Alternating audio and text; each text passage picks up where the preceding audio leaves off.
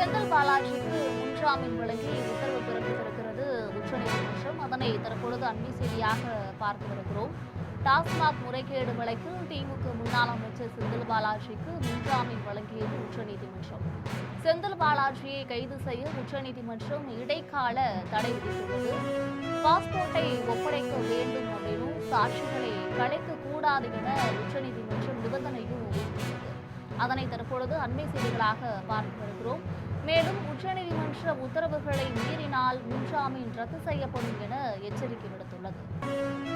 செந்தில் பாலாஜிக்கு முன்ஜாமீன் வழங்கி உத்தரவு பிறப்பித்திருக்கிறது உச்சநீதிமன்றம். அதனை தற்பொழுது அண்மை செய்தியாக பார்த்து வருகிறோம்.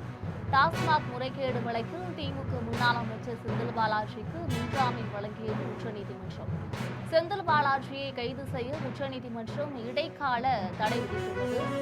பாஸ்போர்ட்டை ஒப்படைக்க வேண்டும் அப்படின்னும் சாட்சிகளை கலைக்க கூடாது என உச்சநீதிமன்றம் நிபந்தனையும் விதித்துள்ளது. அதனை தற்பொழுது அண்மை செய்திகளாக பார்த்து வருகிறோம். மேலும் உச்சநீதிமன்ற உத்தரவுகளை மீறினால் முன்ஜாமீன் ரத்து செய்யப்படும் என எச்சரிக்கை விடுத்துள்ளது.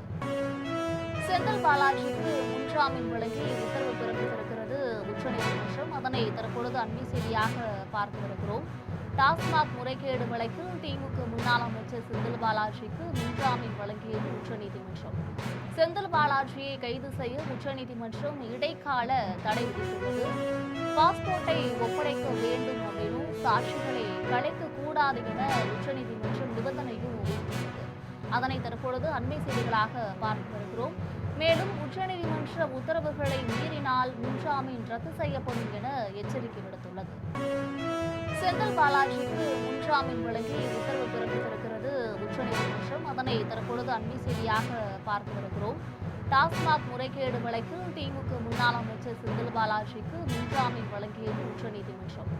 செந்தில் பாலாஜியை கைது செய்ய உச்சநீதிமன்றம் இடைக்கால தடை விதித்துள்ளது.